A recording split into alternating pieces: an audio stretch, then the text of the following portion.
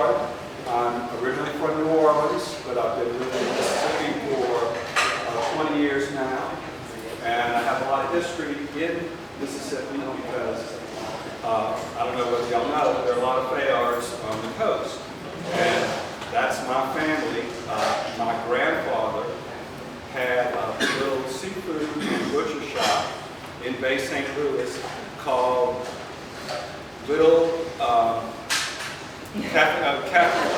the Little French Market, and which I thought was great. I didn't find that out until like 5 years ago. But anyway, I grew up in New Orleans. All my family's in New Orleans, but I moved because of love to Mississippi, and my ex-wife was from Crystal Springs, and so we wound up buying her grandmother's house in Crystal Springs. We lived there for a while. She was a nurse, and I went to Mississippi College when she taught at Mississippi College. So I went there, I graduated, I wound up teaching at Mississippi College for a while. So I taught art for 5 years.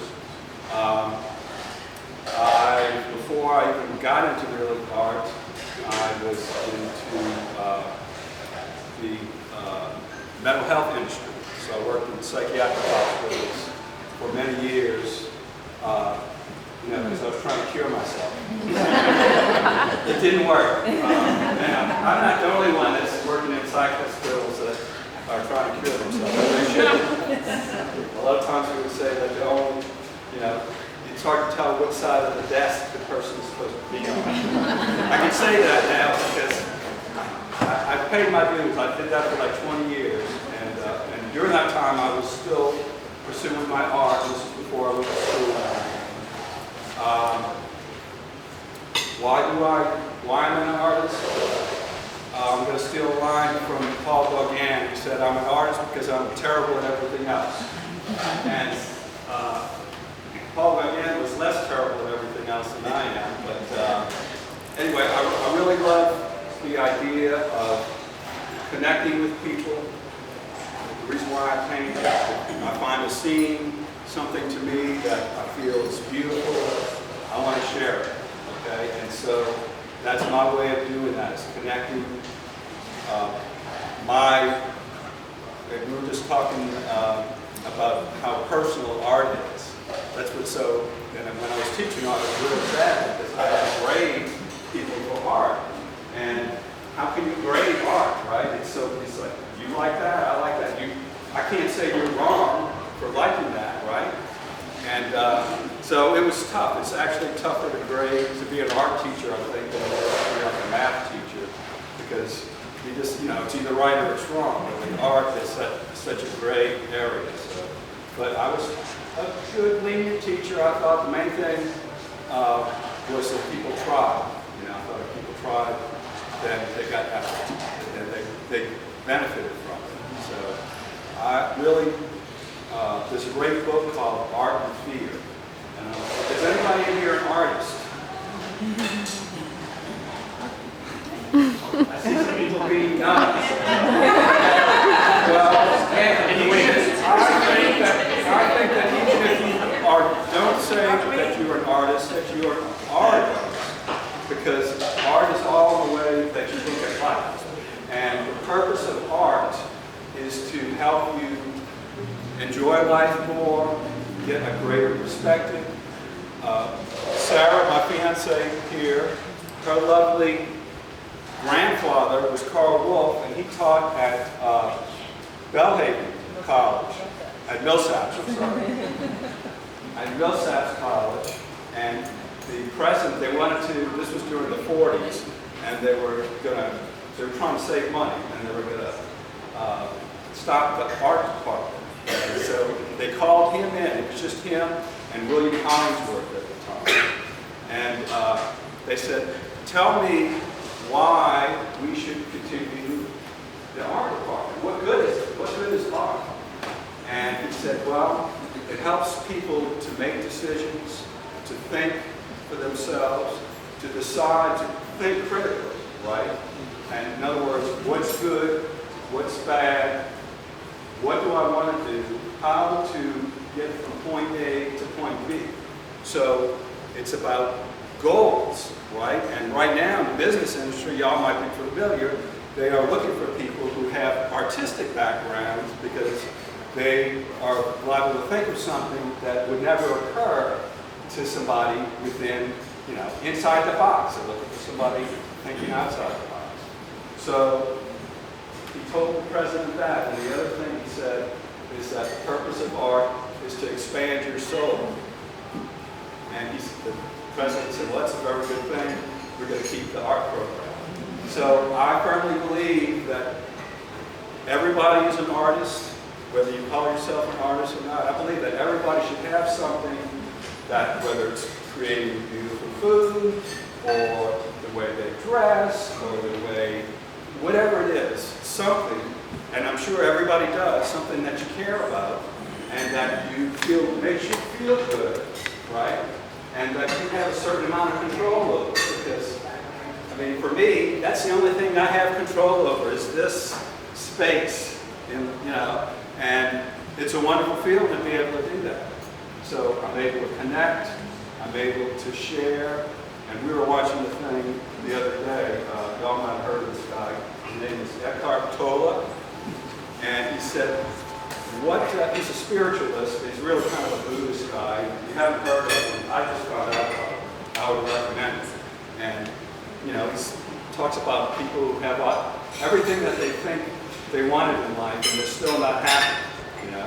And it's worse for people who are successful, because if you're not successful, you can at least think, well, eventually, when I get everything that I want and everything's the way I want it to be, I'll be happy, right? But the people who already have all that, eventually they're going to get tired of that, and they're still looking for something else. So what are they looking for? They're looking for that connection to their soul. They're looking for something that connects with their heart, that has meaning to them. And Eckhart Tolle says, people want to feel like they belong, and they want to feel like they can be their natural self. And I thought that was great, you know. And when I'm painting, when I'm doing my art, I feel like I'm my natural self. I'm really out of myself because I'm not thinking about me, which is great. Because, you know, you get tired. It's great to think about something that's greater than yourself. So I'm outside of myself. I'm doing something that I love. I'm connecting with people and hopefully sharing it. And I really couldn't ask for more. So after I moved away from New Orleans, and there's a great song called, I think it's San Diego Serenade by Tom Waits. I'm going to Tom Waits. And there's a great line, and he says, I never saw the sunrise until I stayed up all night. I never felt the sunshine until you turned off the light. And the last line is, I never saw my hometown until I stayed away too long. So I stayed away too long from New Orleans, and that gave me some perspective to go back and when I visit my family to see how it's changing so much, because especially after Katrina, you know, anybody familiar with the Roman candy man in New Orleans?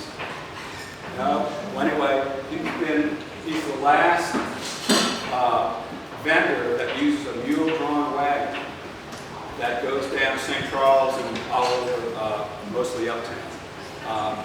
But the architecture is unique, but it's changing, and it's being rebuilt, and it doesn't look the same. So my feeling is that the houses are like people, because the houses have that much personality. So I don't really feel like I'm straying from portraiture or from doing house portraits, just like people portraits. But I'm not going to be doing that Saturday. Saturday I'm going to be doing some still life similar to these. I'll be working on a little bit larger canvas so everybody can see. And my process is pretty traditional, I would say. I find a scene that strikes me. I prefer to work from life if I can, but if not, I have no problem working from a photograph. There's a lot of snobbery about people working from photographs, and the thing is you can do stuff in the field on-site plein air, as they call it, that you could never do in the studio, and vice versa. You can do stuff in the studio that you can never do plein air. And I like to switch back and forth. And the good thing about painting plein air is that you're under a time limitation. And that time limitation can work to your advantage because you don't have time to think about it. And sometimes thinking about the artwork or thinking about anything too much will get you in trouble, right? And you do your best work if you just kind of go with the flow and let the paint do its own thing. I work from a tone canvas, and it's usually, somebody asks me, how do I choose what color? Usually I'm looking for something that, if it peeks through, is going to add some life to it. And that's usually a warm color, but not always. I don't usually use a bright red, I use like orange. And sometimes even an earth tone like a clay, a red earth clay will really come through. It's all about color relationships, right? So if you put one color next to another, it's going to look different from if you put it next to another color. I do like to do that, and I build up layers of paint. I like to generally let some of the layers show through so you can kind of see it like skins of an onion, and also like skins of human skin as well. That's one thing I meant to mention before. I work as I really love, I take it back, I can do one other thing, and that one other thing was working as an anaplastologist. An anaplastologist is a $10 word for a prosthesis artist. And so I did that for about 8 years, doing casting. Usually it would be somebody who either was an amputee or was born different, and so they wanted to fit in, right? They wanted to be able to go to the store and not have people look at it. So they wanted a prosthetic hand or a prosthetic arm, or I worked with some cancer patients who had like their eye removed and they wanted a prosthetic eye. And in any case, it was very rewarding because one of the things that I did was paint skin from a silicone skin. And the way you do that is we had to paint from the inside out. So when we look at our own skin, we're looking through a lot of different layers, and the skin changes all the time too. You raise your hand up, and then you look at the color, look how lighter that is compared to just 5 seconds later. So creating the illusion where the colors are mixed by your eye is something that I try to carry over into my own artwork from working as a prosthesis artist. That company went out of business, but I have to say that next to, I love when people buy my artwork, it makes me very happy, but what made me even happier is when somebody, I made a thing for somebody or made a hand for somebody, and they started crying because it made them feel whole. And, we're lucky, most of us, we have all our parts, but there are people who are born without parts and have, surgeries and all these things, and we take it for granted. And when I worked at that job, I never took for granted that I had all 10 fingers, and that was the greatest thing. And you forget those things, but if you had anything traumatic happen to you in your life, and you survived it, there's a period after that you feel really wonderful, you feel really alive, and you feel really grateful. But that wears off, that wears off. But with a job like that, where I was able to help people, and they were so, they were just so amazing in their attitude towards life, that I really learned a lot from them.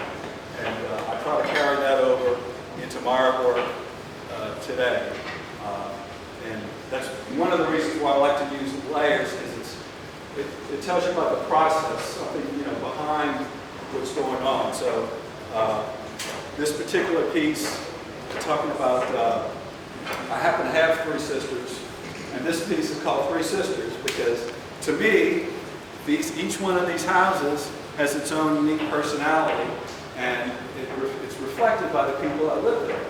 And as opposed to, we were talking about McMansions earlier, where if you live in a McMansion, I'm all for you. me, what I like about the New Orleans houses is that it's people size. You know, you might have, a group I belong to says, you know, right size. Are you right size? So the idea of, you know, being in proportion and not in excess. And of course, New Orleans is a very cosmopolitan town too, so you have to get along with your neighbor most of the time, hopefully.